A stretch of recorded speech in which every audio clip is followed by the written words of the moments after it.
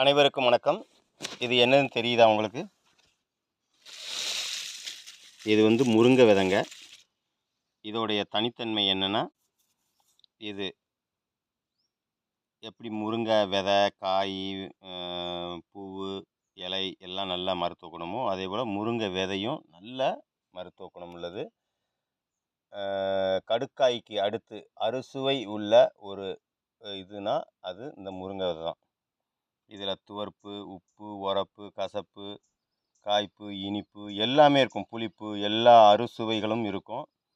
இது சாப்பிட்டு தண்ணியை குடிக்கும்போது அவ்வளோ ஒரு இது இருக்கும். தூய தண்ணி ஒரு மாதிரியாக இருக்கிறத தண்ணியை தூய்மைப்படுத்தும் திறனும் இதுக்கு உண்டு. இப்போ நம்ம இந்த முருங்கை முத்தின காய் கொண்டு வந்திருக்கேன். அதிலேருந்து நம்ம முருங்கை விதையை எடுக்க போகிறோம். பாருங்கள், இந்த பாருங்கள், இது இருக்குதா?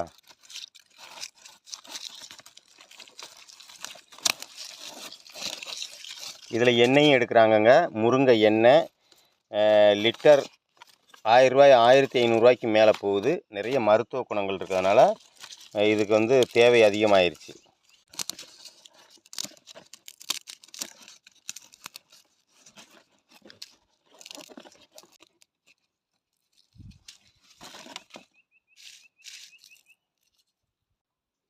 இந்த முருங்கை விதையை இதை இப்படி உடைச்சோம்னா பாருங்க, இது உடைச்சோம்னா இப்படி ஒரு பருப்பு வரும். இதாக இருக்கு பார்த்தீங்களா? இந்த பருப்பு அதை சாப்பிட்டு பார்த்தோம்னா அவ்வளவு நல்ல, நான் சொன்ன மாதிரி அறுசுவை உணவு இருக்குது. அதோடைய மருத்துவ குணங்கள் இருக்குது. நிறைய மருத்துவ குணங்கள் நீங்கள் தேடி பாருங்கள், உங்களுக்கு இதோடைய அருமை புரியும். அதே மாதிரி இது சாப்பிட்டுட்டு சுவைச்சு பார்த்தோம்னா அறுசுவை இருக்குது. தண்ணியை குடித்தோம்னா அப்படி இனிக்கும். பாருங்கள்,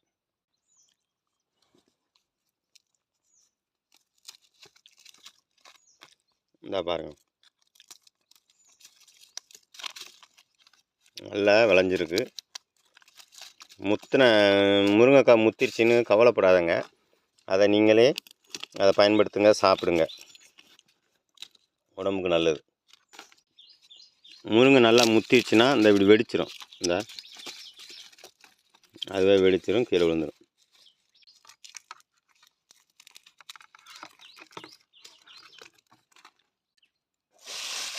பாருங்கள், முருங்கை விதை இதை 1-2 பொக்கு இருந்துச்சுன்னா எடுத்துருங்க. இதை உள்ள உடச்சி எடுத்து சாப்பிட்லாம். நன்றி, வணக்கம்.